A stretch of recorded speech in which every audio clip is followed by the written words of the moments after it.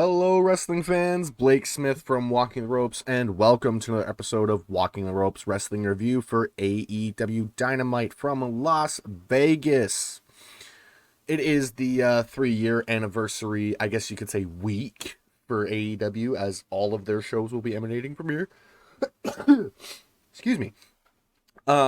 But yeah, we open the show with a absolutely crazy match. We have the steel cage match. Shawn Spears taking on Wardlow with MJF as the special guest referee. MJF makes his way to the ring in his ref attire, claiming that he's going to call it down the middle. Which, I mean, we all know that's not going to be the case. I personally can't wait for the longest 3 count in AEW history, as Wardlow just kills Spears and MJF can't do a thing but call the 3. Both men are in the ring now, and we are ready to do this steel cage match. MJF can't seem to find the key for Wardlow's cuffs. He does what Wardlow did to him, I believe it was at Revolution, or I could be wrong, might have been All Out. With the ring, can't find it in his pockets. Eventually, MJF just lets Spears start beating him down. He calls for the bell, and then when MJF stops Spears, he just starts beating on Wardlow himself. It has basically become a handicap match. Spears and MJF just beat down Wardlow, and he's starting to fight back, but is still handcuffed. MJF reminds him that he can't hit MJF because he's the referee, and he'll also lose the match and at Double or Nothing. But Wardlow then just he spits in Wardlow's face, and Wardlow busts out of the cuffs and starts to toss Spears around the ring. They battle on the ropes, and Spears goes flying, and Wardlow hits a senton from the top. MJF does not call the pin, like I assumed he would. Wardlow then sets up for the Powerbomb Symphony, but MJF donkey kicks him in the dick. And Spears delivers the C4 for a near fall, and man, that was a fast count. I mean, I expected MJF to make a fast count, but he almost got the 3. Spears then leaves the cage, and this is not how you win a steel cage match in AEW. He grabs a chair and looks to execute Wardlow as MJF is holding Wardlow back. But Spears hits MJF square in the face. It was an unprotected headshot because Wardlow ducked out of the way, and he rises up and sets up to kill Spears. Wardlow hits the Powerbomb Symphony. Bryce Remsburg makes the sprint and comes to the ring for the count as Wardlow hits the 4th for the win. Wardlow goes for a powerbomb on MJF, but security stops him, and by stops him, I mean they make themselves targets and end up paying the price. Wardlow scales the cage and celebrates with the fans. For my WTR scale, I gave that a great. That was exactly what we expected. At Double or Nothing, MJF is going to get his. The JAS was shown backstage. They take out a man with a fireball who's wearing a Moxley shirt. For my WTR scale, I gave that a good. We get Hangman Adam Page and CM Punk coming face to face ahead of their match on Sunday. Tony Schiavone reminds us that the shots that they've both taken at each other. Punk speaks first and says that he is ready to become the next AEW World Champion. Says his biggest moment in his career came at Vegas. I believe that is the Money in the Bank leave the company with the world title. I could be wrong. He says that in Vegas, he will do it again and become the champion. Page says he's already told Punk what he will do and says nothing will make him lose the title. Punk says that Page shouldn't be taking this all too personally. This is just business and he just wants the title. Page says that he will embarrass Punk, but not at Double or Nothing. Right here, he thought he would cross. It would be him cross-legged on the stage, but he realizes that he can't do it because he isn't afraid, but it's because it's what Punk would do, get mad and heated. So he's not going to do that. He has no respect for Punk, and he thinks Punk doesn't have what it takes to be a champion anymore. Says this Sunday, it won't be him defending his championship. It'll be him defending AEW from Punk. He hands the mic back And Punk says that he is confused and says that if he's upset that he's here, then he will have to do something about it on Sunday. Says everything in AEW happened because he laid the blueprint. Punk tells Hangman to shake his hand and Adam says no, so Punk shoves him and then Page clocks him. And Punk seems to kind of grin as this segment kind of ends. For my WTR scale, I gave that a great. I cannot wait for this match on Sunday. Jade Cargill and Anna Jay talk about their upcoming TABS championship match. Anna says that she doesn't have the glitz and the glam that Jade does, but she has learned from the best, and now she is ready to be the best and become the TBS champion. Jade says she's going to beat that ass. I don't know why, but one of the promos felt a little more polished than the other. I'm not a fan of the way Jade delivers her shtick. My WTR scale, I did give it a good, but I love me some Anna Jay. We then get Private Party taking on Jon Moxley and Eddie Kingston. William Regal and Chris Jericho join commentary for this match. Before, though, Jericho does not let them sing Judas. He has to be debuting a new song soon. I would not be surprised if it is at the Anarchy in the Arena, I believe they're calling it. Moxley and Kingston make their way to the ring and look to dominate the young Private Party. Kingston jumps them and Moxley starts to do things in the ring. They start out really strong, dominating Mark and just toying with him. Mark, though, fights out and Private Party starts to roll for a moment until Moxley stops them dead and continues to wear down outside. Back in the ring, Moxley locks in a sleeper and looks to end it against Cassidy, but he fights back and makes the tag, and Private Party starts to roll as they pick up the pace. They get a near fall, and Moxley starts to come back, and Kingston and Moxley finish it in the ring with the paradigm shift as Kingston had a bulldog choke on. After the match, the JAS run the ring and start to beat down Kingston and Moxley. Santana and Ortiz and Danielson make their way out to have a big brawl, and the JAS kind of target the leg of Danielson and Lee. My WTR scale, I gave that a great. That was fantastic. I'm really looking forward to the Anarchy in the Arena. That is going to be amazing.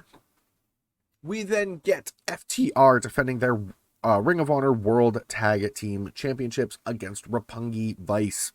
Roppongi Vice looks to claim something they never could before, and FTR is riding on a huge high. That would not surprise me if it ended with them draped in all of the gold from all the major companies that will work together. So AEW, Ring of Honor, and New Japan Pro Wrestling, maybe Impact, as well as AEW's as well. I believe I already said that.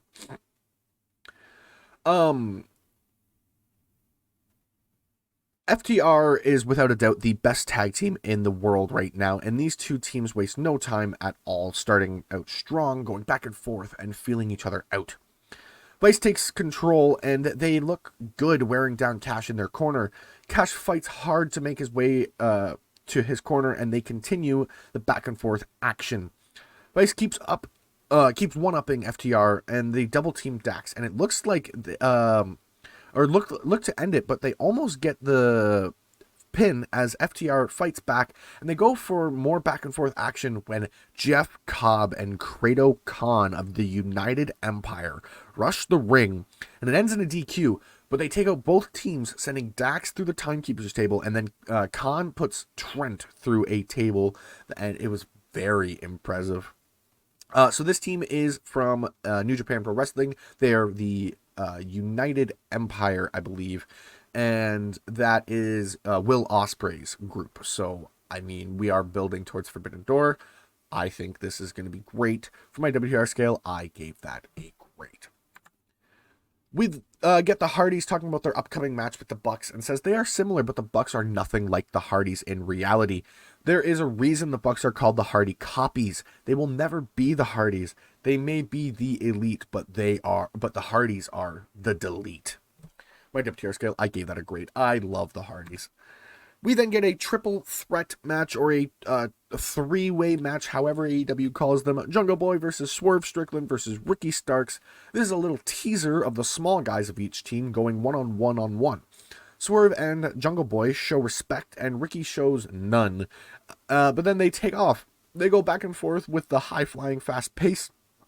Ricky starts to take control, able to wear down each guy at a time. These guys are nuts. Just when one guy gains control, another comes in and stops them dead. Then, out of nowhere, it's all three involved. These guys are showing off tonight, hitting each other with everything, and Starks seems to be able to move from one person to another easiest of the three of them. He hits Rochambeau, and Jungle Boy then locks in the snare trap in the center of the ring, only to be broken by Swerve, who hits the Swerve Stomp, and he gets the win. I believe the pin was on Starks. Hobbs comes out and takes out Swerve, and he is followed by Luchasaurus and Keith Lee. Keith Lee gets his music, whereas the other two did not. And it is a battle of the big men, as Lee then stands tall, flying from the ring to the outside, landing on both men. For my WTR scale, I gave that a great. I love this whole. This is going to be awesome at Double or Nothing. Double or Nothing is probably going to be the best pay-per-view. I mean, I keep saying that every time AEW puts out a pay-per-view, it's going to be the best pay-per-view I've ever seen. It probably is going to, because they just keep doing it. We get Dan Lambert says he doesn't care about the old TNT title because he has a new TNT title for Sky designed ready on Friday. Looks like we are going to continue the custom TNT championships for the men at the very least. Although I think it's a little strange we might not be doing it for the TBS title. Maybe this will be the last customizing. I don't know. Either way, from a WTR scale, I gave it a good. I do love when we get custom championships. We then get Thunder Rosa coming out and says she is a champion and Deeb is no champion. She used to look up to Deeb, but no more. On Sunday, the war paint comes out and she is going to dominate. Right, WTR scale, I gave that a good. I really love Thunder Rosa. She's been feeling a little detached as the champion lately. Like her promos don't feel as solid as they used to, but that's okay. She's she's working her way into the championship role. I think it's in the end going to be great. I think she's going to be one of the better champions, assuming she has a pretty decent run. We then get Red Velvet talking with Chris Statlander, and she's talking about Chris Statlander moving on, and says it should be her. Ruby comes in and Red hands her like this notebook and says it's a book on how to beat Statlander, and if that's the case, why didn't you win? She also says that Statlander's shoulders messed up. Ruby says that she doesn't need it, kind of tosses it to the side, and looks forward to her match against Statlander. From my WTR scale, I gave that a good. I'm really looking for. I've been enjoying the Owen so much. I love it all. Speaking of the Owen, we get a women's tournament semifinal match. Sorry, I don't know why that was so confusing. Toni Storm versus Dr. Britt Baker. These two are two of the best women in wrestling today, and both have been impressive in this tournament so far. Toni takes control of the start of the match as they spill to the outside, where they start going back and forth. Britt takes control and brings it back inside as she just toys with Britt, throwing her around the ring, Britt looks to finish it, but Toni stops her and hits the hip attack and starts to roll. Jamie Hayter then comes out to distract Toni, and it seems Toni, though, is not phased as her nose is bleeding and she doesn't really care. Eventually, though, she does take out Jamie on the apron, and Britt rolls up Toni from the distraction. She holds the ropes for the win as well. For my WTRs, so all honesty, I think something's going to happen here. We might even get a rematch of this, or Toni might get inserted into the finals. I doubt it, but it just seems strange that happened. For my WTR scale, I gave that a great, though. We get our main event of the evening. This is to decide the finals of the Men's Owen Hart Foundation Tournament. The winner will take on Adam Cole. These two are amazing strikers, but Kyle may have an angry giant on his hands tonight, as Joe seems to always be in a bad mood. These two start out slow and both go for submissions, but can't get them locked in. So Joe just kind of chops Kyle, and then takes control and starts to pick apart Kyle. O'Reilly starts to show some life as he targets the shoulder that Satnam Singh, Sanjay Dutt, and Jay Lethal targeted. Kyle takes it outside, but Joe stops him and makes him eat a big boot. Kyle, though, uses his wrestling background and starts to wear down Joe again. Kyle is just chopping Joe in the face, but Joe explodes out and then just lands on Kyle. Joe looks like he has it won, but credit to Kyle, he's not making it easy. Joe goes for the muscle buster, and Kyle slips out and locks in an armbar that Joe has to fight to the ropes to break out of. They strike back and forth, and Joe locks in a rear naked choke out of nowhere for the win. Adam Cole then comes out on the entrance ramp and stares at Joe, basically looking at his opponent. I believe this is a rematch from NXT. I could be wrong, but either way, this is going to be an epic match on Sunday. For my WTR scale, I gave that a great. Samoa Joe versus Adam Cole. That is amazing. And that is it. For my overall for the show, I gave it a great. They really made this show feel really important. Double or Nothing is next, and I cannot wait. My segment of the night, goes to CM Punk and Adam Page. That was perfectly built and amazing. The match of the night goes to Joe and Kyle. And the performers of the night goes to the Jungle Boy, Swerve Strickland, and Ricky Starks. They absolutely killed it in that triple threat three-way match, whatever you want to call it. It was amazing. But that is all for this episode of Walking the Ropes Wrestling Review. Thank you all for dropping in. If you enjoyed, make sure to like, subscribe, and hit the bell icon to get notifications whenever we upload a video. And I'll see you in the next one.